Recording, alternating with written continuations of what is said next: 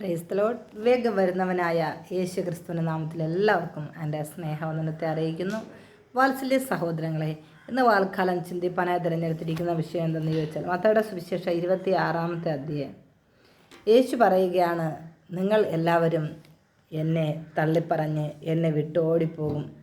ആട് ചിതറിപ്പോകുന്നത് പോലെ നിങ്ങളെല്ലാവരും എന്നെ വിട്ട് അകന്നു പോകുമെന്ന്. അപ്പോൾ പത്രോസ് പറയാണ്, ഇല്ല കർത്താവേ, എൻ്റെ ജീവൻ പോകേണ്ടി വന്നാലും ജീവൻ കൊടുക്കേണ്ടി വന്നാലും ഞാൻ ഒരിക്കലും നിന്നെ തള്ളിപ്പറയില്ല. കർത്താവ് പറഞ്ഞു, കോഴി കൂവുന്നതിന് മുമ്പ് 3 വട്ടം നീ എന്നെ തള്ളിപ്പറയുമെന്ന്. ഹല്ലേലൂയ, സ്തോത്രം. മത്തായിയുടെ സുവിശേഷം 26-ാമത്തെ അധ്യായത്തിൻ്റെ 69-ാമത്തെ തിരുവചനം. പത്രോസ് നടുമുറ്റത്തിരിക്കുമ്പോൾ ഒരു വേലക്കാരത്തി ഒന്ന് പറയുകയാണ്, നീയും ആ നസ്രയനായ യേശുവിൻ്റെ കൂടെ ആയിരുന്നവനല്ലേ, കൂടെ ഉണ്ടായിരുന്നതല്ലേ?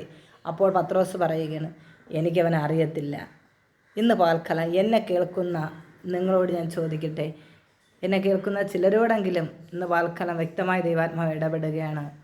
കൂടെ നടന്ന്, കൂടെ ഇരുന്ന്, ഒരുമിച്ച് ഭക്ഷിച്ച്, ഒരുമിച്ച് സന്തോഷവും സുഖവും എല്ലാം അനുഭവിച്ചിട്ട് നിങ്ങളുടെ ജീവിതത്തിലെ നന്മകളെല്ലാം കവർന്നെടുത്തിട്ട് ഒരു ദിവസം നിങ്ങളോട് പറയുകയാണ്, ഞാൻ നിങ്ങളെ അറിയുന്നില്ല, എനിക്ക് നിങ്ങളെ അറിയത്തില്ല. നിങ്ങൾ ആരാണ്? ഈ ഒരു ചോദ്യം നിങ്ങളോട് ആരെങ്കിലുമൊക്കെ ഈ ജീവിതത്തിൽ എപ്പോഴെങ്കിലും ചോദിച്ചിട്ടുണ്ടാകും. അപ്പോൾ ഇത് നമ്മൾ പ്രതീക്ഷിച്ചിരിക്കണം. ഏത് സമയത്തും നമ്മുടെ കൂടെ ഉള്ളവർ, നമ്മളെ ഒപ്പം സഞ്ചരിക്കുന്നവർ, ഒപ്പം ഇരുന്ന് ദൈവത്തെ ആരാധിക്കുന്ന ജനം, അല്ലെങ്കിൽ നമ്മുടെ കൂട്ടുകാർ, നമ്മുടെ ബന്ധുക്കൾ, നമ്മുടെ ചാർച്ചക്കാർ, ആരെങ്കിലും നമ്മളെ നോക്കിയിട്ട് എനിക്ക് നിന്നെ അറിയത്തില്ല, നീ ആരാ എന്ന് ചോദിച്ചാൽ നിങ്ങൾ തളർന്നു പോകരുത്, നിങ്ങൾ പതറിപ്പോകരുത്, നിങ്ങൾ നിരാശരായിത്തീരരുത്, പിന്മാറ്റത്തിൽ പോകരുത്. ഇത് നമുക്ക് മുമ്പേ യേശുവിൻ്റെ കാലഘട്ടത്തിൽ യേശുവിൻ്റെ കൂടെ ഇരുന്ന ശിഷ്യന്മാർ പറഞ്ഞു, യേശുവിനെ എനിക്കറിയത്തില്ലെന്ന്. കൂടെ നടന്നവർ എന്ത് കാര്യം യേശു പറഞ്ഞു അതൊക്കെ യേശുവിനോട് പറഞ്ഞു, അത് ചെയ്തു കൊടുത്തു.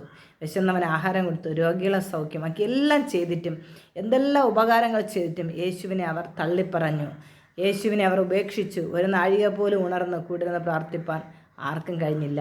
ഇന്ന് പകൽക്കാലം അതുപോലെ ഈ ജീവിതയാത്രയിൽ ഒറ്റപ്പെട്ട് നിരാശരായി ദുഃഖിതരായി എന്നെ കേൾക്കുന്ന ആരെങ്കിലും ഉണ്ടെങ്കിൽ, എത്ര തള്ളിപ്പറഞ്ഞാലും നമ്മളെ തള്ളിപ്പറയാത്ത, നമ്മളെ കാണുന്ന സർവശക്തനായ ഒരു ദൈവം ഉണ്ട്. അതുകൊണ്ട് പ്രാർത്ഥിക്കുക, ഇടവിടാതെ പ്രാർത്ഥിക്കുക, എപ്പോഴും ദൈവസന്നിധിയിൽ സന്തോഷത്തോടെ ആയിരിക്കുക. കർത്താവ് എല്ലാവരെയും അനുഗ്രഹിക്കുകയും സഹായിക്കുകയും ചെയ്യുമാറാകട്ടെ. God bless you. Have A nice day.